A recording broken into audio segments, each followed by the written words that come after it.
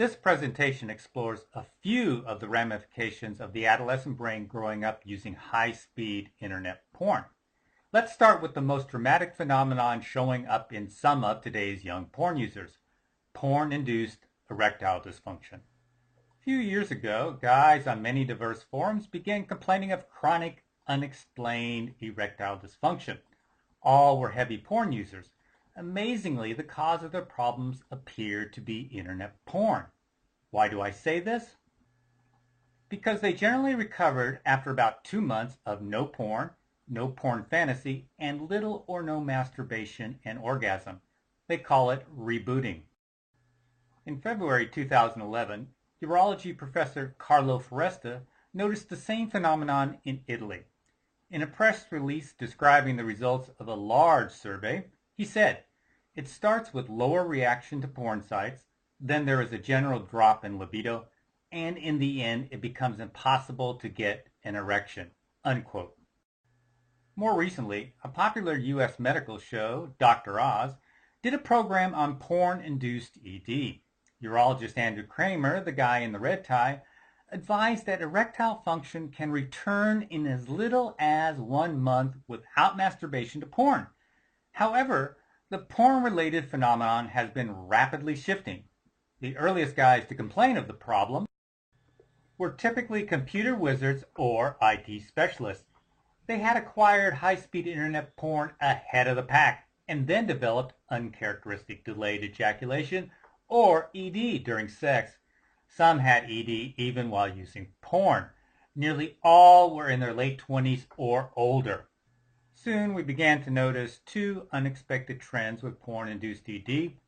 Number one, a flood of younger guys in the early 20s, late teens showed up with the same sexual problems. Rapidly, they comprised the majority of visitors to the websites where men were complaining of these porn-induced sexual problems.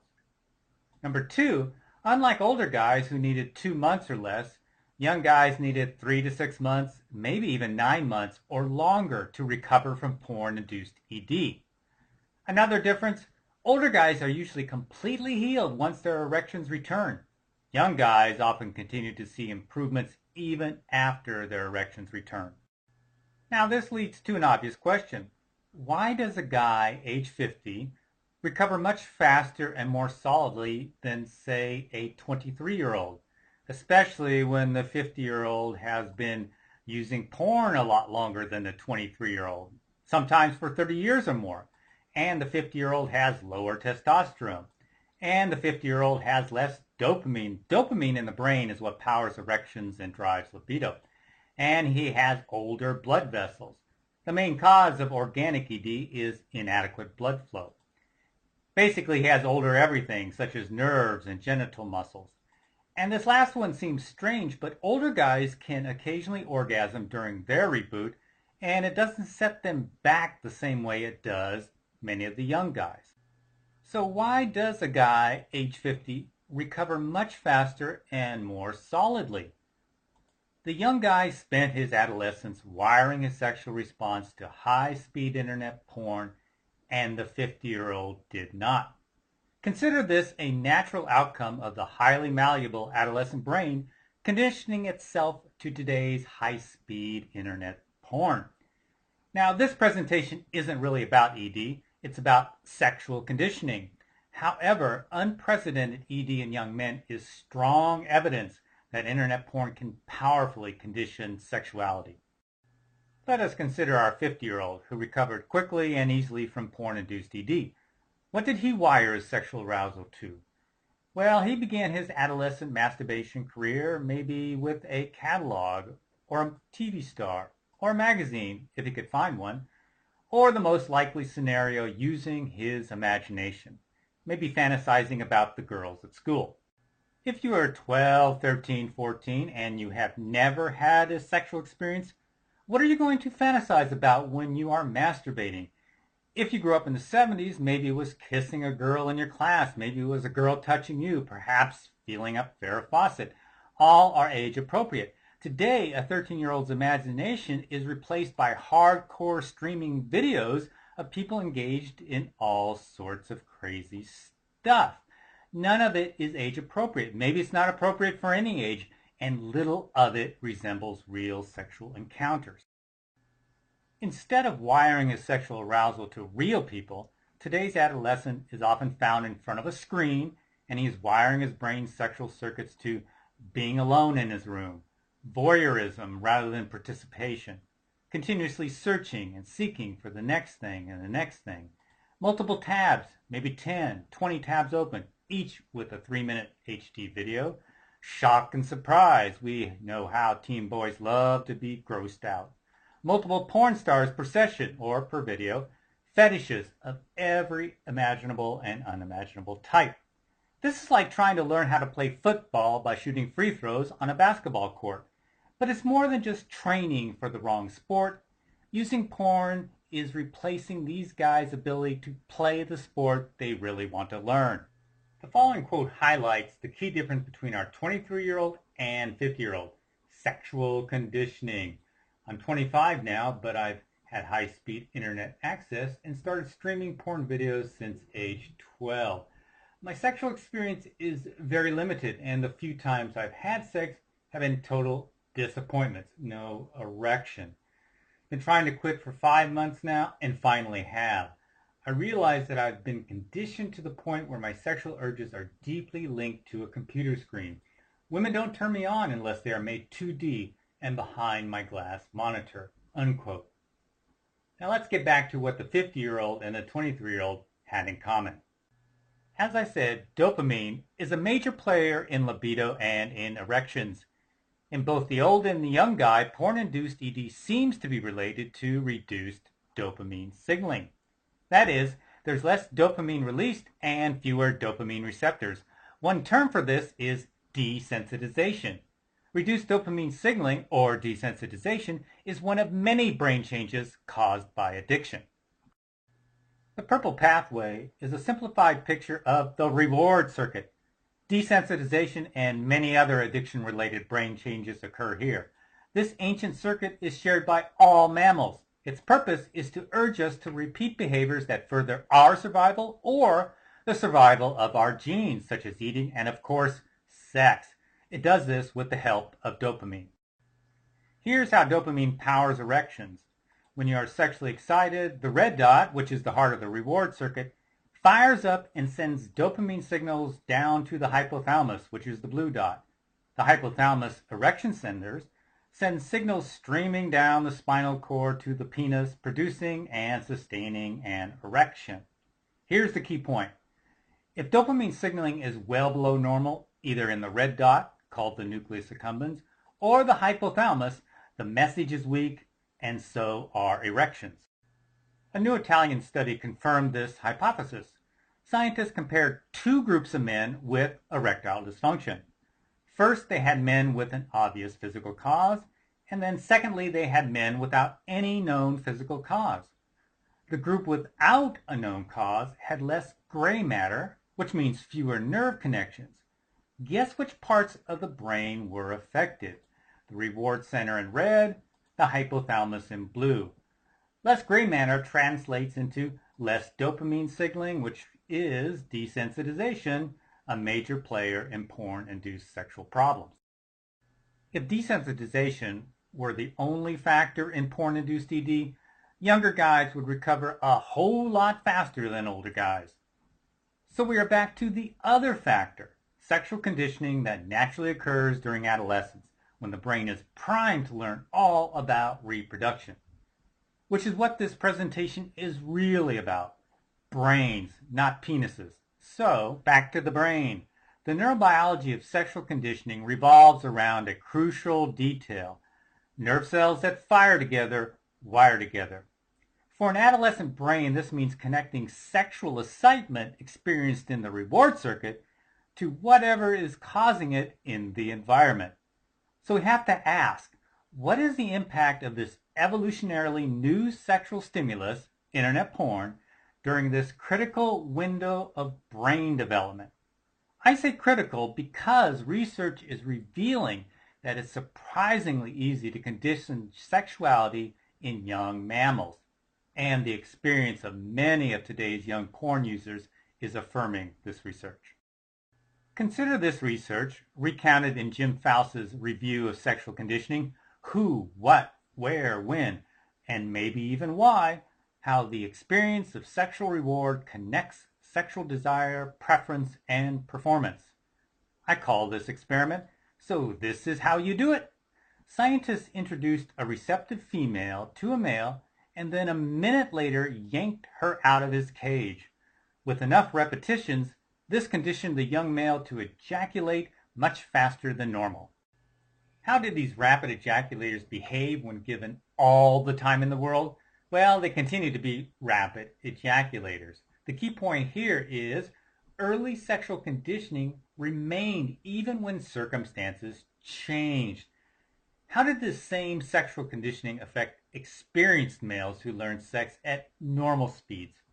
Sure, they learned to become rapid ejaculators, but this was temporary.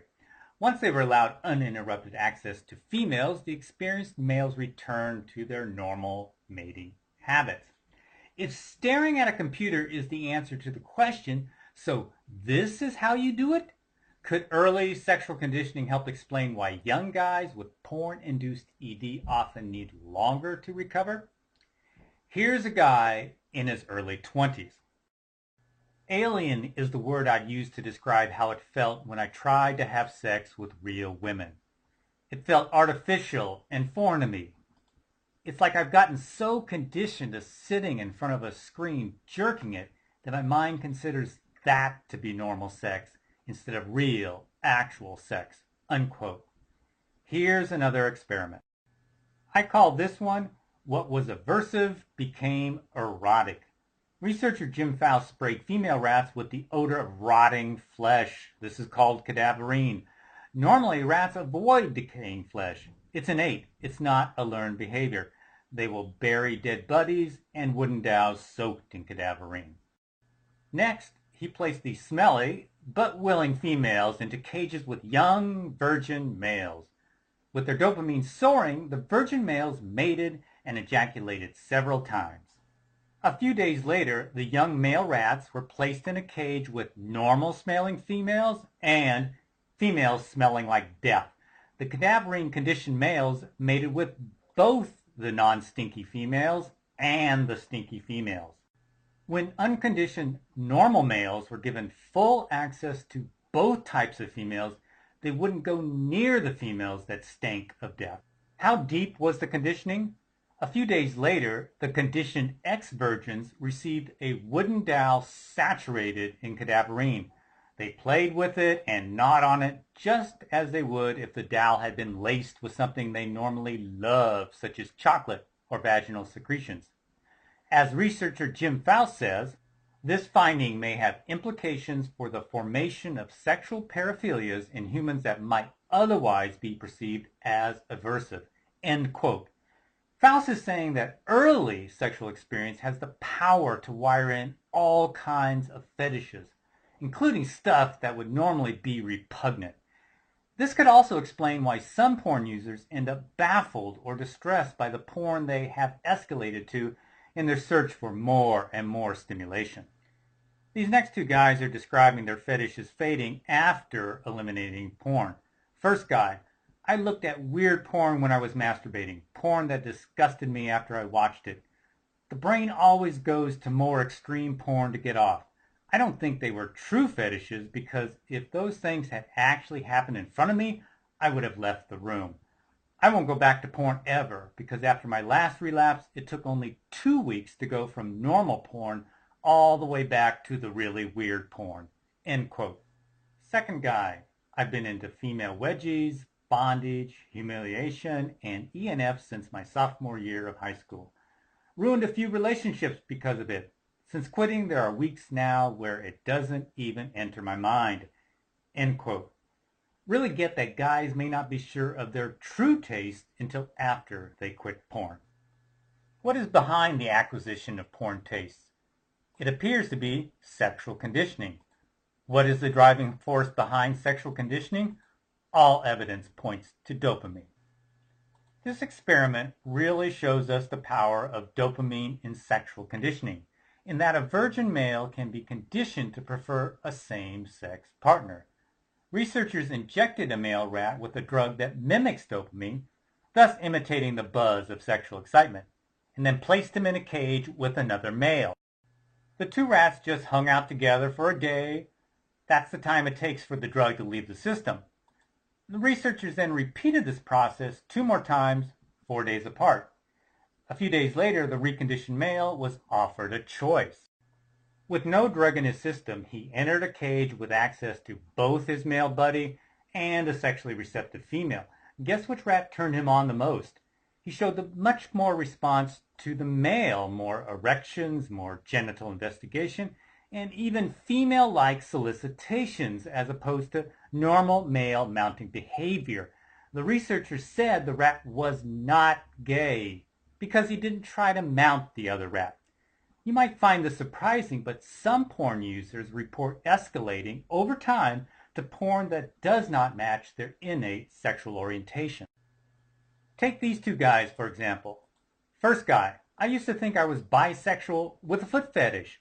Now it disgusts me. I'm straight and like girls, not feet. No offense to anyone who has any other preferences. Does anyone else feel like the part of their brain with all those fetishes and stuff is just going away? End quote.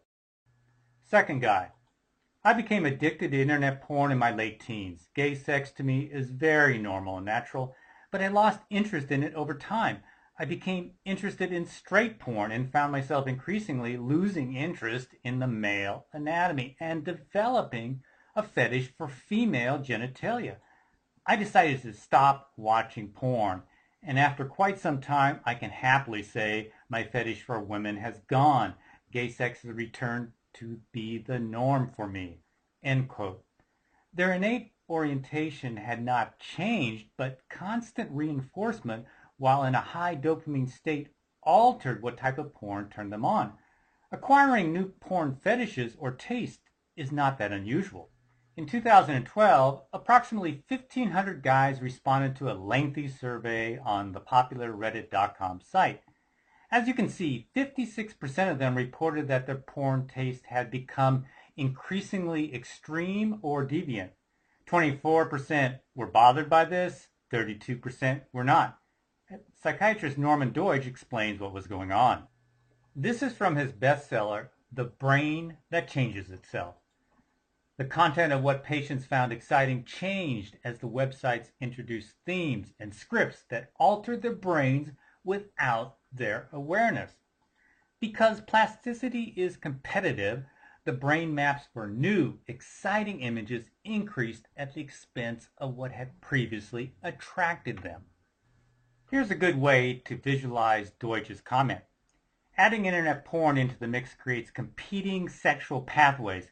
It's a type of natural selection.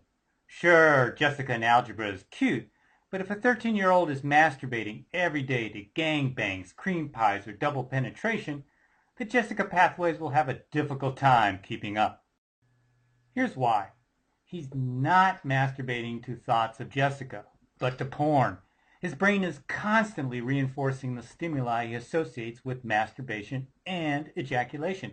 Remember, nerve cells that fire together wire together, whether it's cadaverine plus ejaculation or hardcore videos plus masturbation.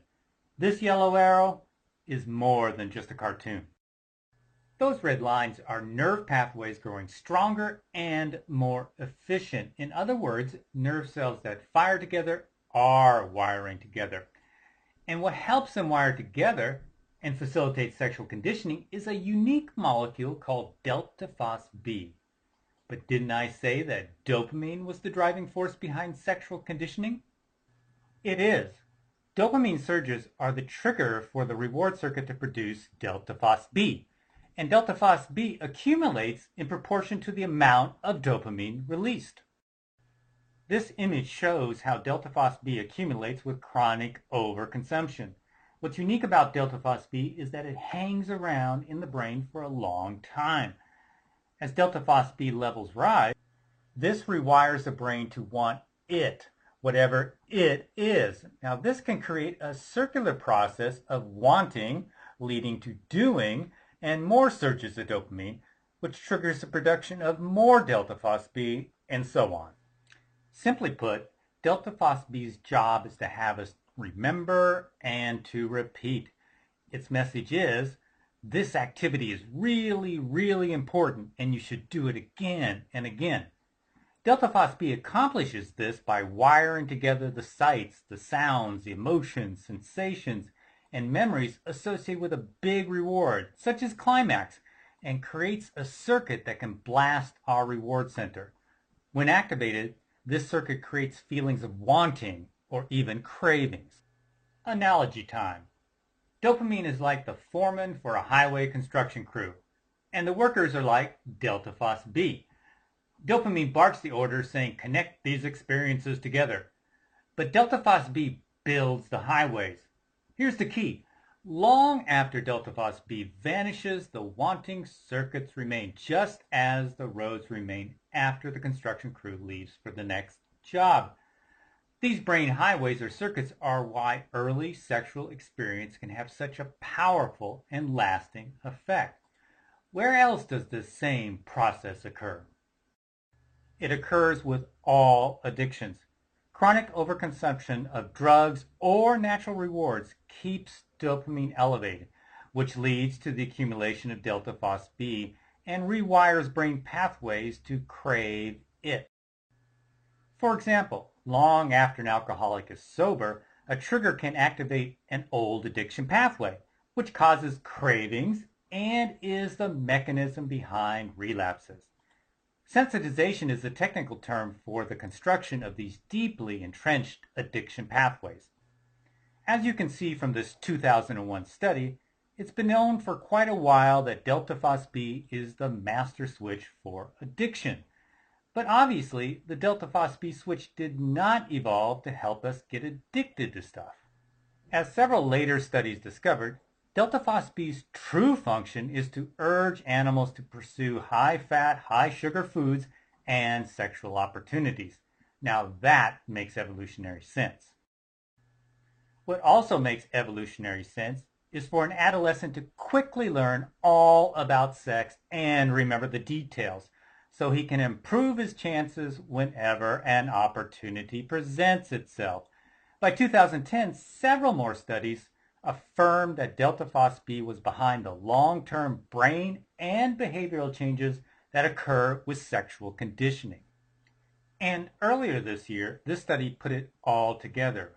Quote, natural and drug rewards not only converge on the same neural pathway, they converge on the same molecular mediators and likely in the same nerve cells to influence the wanting of both types of rewards, end quote. That's a mouthful, but what it means is that cravings for addictive drugs or for sex or for porn all tap into the same mechanisms and brain pathways, with delta phosphate driving the bus. It also means that behavioral addictions exist and share the same fundamental mechanisms and brain changes as do drug addictions. Does this mean that sexual conditioning is exactly like an addiction? No, of course not. Sexual conditioning is a natural process that all adolescents experience. Addiction is a pathology. Nevertheless, delta phosphate is common to both. Its instructions are to remember and repeat rewarding behaviors, whether it's smoking a cigarette, or having sex with a female who smells like death, or surfing the internet for your favorite fetish porn. If a teen is watching a lot of internet porn, where does sexual conditioning leave off and porn addiction begin? There's no simple answer because both share common brain mechanisms. Older guys can often tell when they slip into an addiction because they know what normal was for them before internet porn arrived. If a 23-year-old has only known regular porn use since age 12, how does he figure out that he's crossing the line into compulsive use? Now that hardcore streaming videos are available to any age, humanity has entered a new paradigm. Obviously, internet porn is not sex, but it certainly activates our built-in dopamine response to sexual stimulation over and over. Beyond sexual stimulation, internet porn has unique properties that can keep dopamine surging, novelty, searching and seeking, material that shocks or surprises, all elevate dopamine independently of one another. As soon as dopamine starts to drop, you can click to the next image or video and jack it up again. You can't do that with a Playboy magazine or a DVD rental. Some users maintain this high arousal state, which means high dopamine, for hours, deliberately deferring ejaculation. Many use porn without masturbating. They watch on airplanes or at work, or maybe in the libraries, or on their smartphones at school, or maybe they start after dinner and surf porn until they fall asleep at 2 a.m. Not only has the content of porn evolved to be ever more extreme, so has the delivery system. Porn is now omnipresent, free and accessible to every age at any time, which brings us to the most technologically adept segment of the population. Adolescence. There's an elephant in the room here, which we haven't talked about yet. It's the adolescent brain. An adolescent brain is not an adult brain with less experience. It is anatomically, biochemically, and physiologically different from a child's or an adult's brain. Those differences fall into two main categories. The first is an imbalance of power between the thrill-seeking parts of the primitive brain and our more evolved rational brain. The second is an explosion of new brain connections, followed by rapid pruning and reorganization. Let's start with the first feature. During adolescence, a temporary imbalance develops. The sex, drugs, and rock and roll part of the brain is in overdrive. That's the reward circuit. While at the same time, the let's give this some thought part of the brain is still under construction. In fact, those frontal lobes won't reach full maturity until about age 25. Now, how does the adolescent reward circuit produce much stronger go-for-it signals? First, the teen brain squirts out far more dopamine than does an adult brain. Second, the brain's sensitivity to dopamine and other exciting neurochemicals is significantly higher. It peaks around age 15. This combination of more dopamine and more dopamine receptors sends novelty seeking skyrocketing. In fact, one study found that teen brains respond to anything perceived as exciting with 2 to 4 times the reward circuitry activation of adults. Not only are teen brains pumping out more dopamine and other reward neurochemicals, they produce higher levels of delta phos-B. As we saw already, delta phos-B is at the heart of sexual conditioning. One outcome of higher levels of dopamine and delta phos-B is that adolescent brains are far more vulnerable to addictions than are adults. Teens also have weaker stop signals. Unfortunately, the sex hormones that initiate teen sensitivity to thrills do nothing to speed up the development of the frontal lobe. The frontal lobe controls impulses, inhibits inappropriate behavior, and weighs the consequences of one's actions. A teen brain is like a car with a Ferrari engine and Ford Pinto brakes, in that the urges from the high-powered reward circuit can overwhelm the underdeveloped frontal lobe. Teens often base their choices on emotional impulses and have trouble perceiving consequences of going for it. Again, this is no accident. This imbalance of power has an evolutionary purpose. All social mammals exhibit the same characteristics during adolescence: increased risk-taking and increased sensation-seeking. Both helped animals get fired up about sex, leave home, explore new territory, and eventually find mates outside their group. The purpose? To discourage inbreeding. Today, adolescent humans, impelled by these very same urges, encounter hazards that they never evolved to face. Motorcycles, fast cars, recreational drugs, video games, junk food, and of course, internet porn. The second major feature of the adolescent brain is an explosion of new nerve connections during early adolescence, perhaps 50 to 100 billion new ones, which is followed by rapid pruning and reorganization. So the brain begins shrinking after age 11, but its functions gradually become more orderly and efficient. This process allows the teen to learn all about his environment and then wire in important new experiences and memories, using the fire together, wire together principle. To understand this better, think of forming pathways or ruts in the brain. The more often you take a new path, the easier it becomes. These ruts become memories, skills, habits, even ways of coping.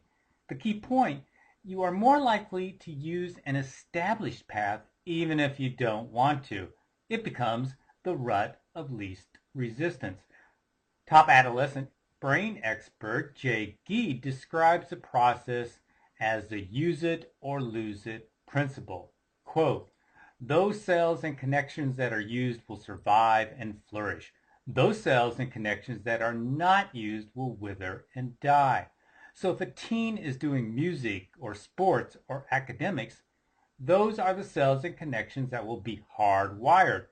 If they are lying on the couch or playing video games or watching MTV, those are the cells and connections that are going to survive, unquote. There's no doubt that the cells and connections for sexuality will survive and flourish during adolescence. The question is, what input will shape these circuits? Just ponder the enormous diversity of environments and customs that human adolescents have adapted to over the ages. This adaptability worked well for a wide range of sexual customs and practices involving real mates. Today, though, a 13-year-old's sexual pathways may be molded by hardcore pixels and constant novelty, perhaps years before his first sexual encounter or even his first kiss. Clicking a mouse has replaced leaving one's tribe to search the savannah for fertile mates.